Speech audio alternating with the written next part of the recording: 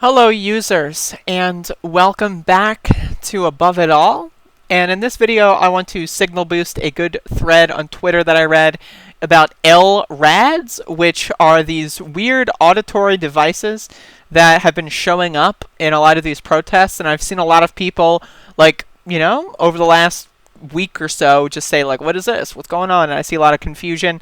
And this person took the time out to write a really good thread about it, and it's short, simple, to the point, and just public service announcement. So first of all, if you're going to these protests, you got to be safe. That's the number one thing. If you go to a protest, your chances of dying may be relatively low, could be like 5%, but that's still higher than it should be. And the chances of getting a permanent injury, whether that be to your hearing, to your sight, to a body part, that's a little bit higher. I'd say probably maybe around 10 to 15 to 20%. And these are all just numbers I'm making up. But I'm going to read this thread out and give you all some information. And so that if you do see devices like this, you can tell everyone around you, which is most important. And you can also get the fuck out of there, because this shit will literally fucking ruin your life. As a black audio engineer, I thought I would take a second to talk about long-range acoustic devices, LRADs, which are effectively sound cannons. They have been used to disperse crowds in the past, so I want to talk about them now, as they can permanently damage your hearing. Again, these have been showing up at a lot of protests all across the country. I'm not sure if they've been being used, to the maximum efficacy, but I do know that they're there, and that's scary enough. LRADs were originally invented as a weapon of war after the USS Cole was attacked in 2000. They are now occasionally used as devices to disperse large crowds, i.e. protests. They can be used for either making announcements like a large bullhorn or emit a loud tone.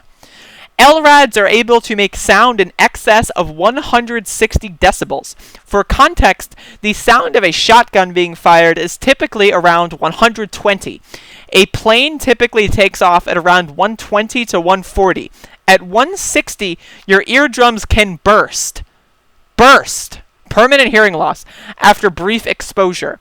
Even a second of exposure at 140 can cause permanent hearing loss. Exposure to sounds this loud can also cause migraines and dizziness. Some report that after being exposed, loud sounds like sirens cause them to have similar symptoms months after exposure to LRADs.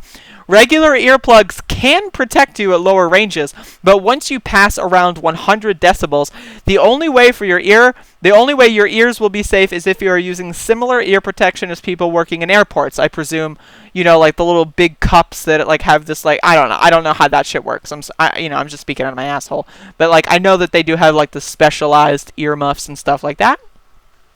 I also know that there was this case that the military was using earplugs, not earplugs, but these ear head muffs things, not to be confused with other potential definitions of muff, but these things, and then they turned out not to be effective, and then there's this big lawsuit of military people saying that they can't hear after several fucking years in combat using this earmuff thing. So I do know that this technology isn't perfect as well. So the idea that we're developing technology that can literally burst people's eardrums and we don't have adequate technology to protect people's eardrums in this instance is a little bizarre to me. This seems like, kind of one of those situations you just probably shouldn't have this device. This is just a device that should just be outlawed in general. But whatever, it's there, and now we have to deal with it. If you see any one of these devices, typically either on top of police vehicles or held by an officer, please get away as fast as you can. If you're going to protest, I'd recommend bringing earplugs, even if these devices aren't present, to protect yourself from crowd noise. Stay safe out there, y'all. When your hearing is damaged, it lasts a lifetime. Again, it's super, super important that you stay safe at these protests. These are weapons of war. The police is an occupying terrorist organization. They are trained to, and they are meant to, and they are there to maximize damage to human life, right? And sound can do that pretty easily. Sound can't burn down a building, but it can burn down someone's ability to hear for the rest of their lifetime, right? Sound maybe won't be able to set an entire city on fire, but it can ruin thousands of people's lives forever. You know? It's unbelievable that the only thing that's protecting people from these devices are just one person or a chain of command of people that are just fucking there to destroy you anyway. You know, it's not like there's like a stopgap or some guard on this technology that's like, no, you can't do it. Everyone there wants to do it. They're just looking for a reason to do so. That's the same thing with the guns. Why do you think they're using rubber bullets? They are not non-lethal, but they're less lethal. They want an excuse to shoot at people more. They don't want to shoot at someone and then get fucking sent to prison. They just want to shoot at someone for fun, like it's a video game. These people are using weapons of war on the citizens of the country that they're ostensibly there to protect and to serve. They are criminals. Anybody that has this device should be thrown in prison for an extended period of time. They are fucking crazy folks, dude. They are freaks. I've said this before. Police officers, not a cab, it's a calf. All cops are freaks, dude. They're fucking weirdos. Like, they're really bizarre people.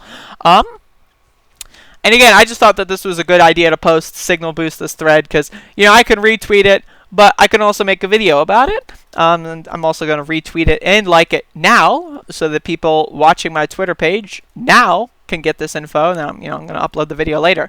But you got to be nice to people. You know, if someone posts good information, it's good to signal boost it.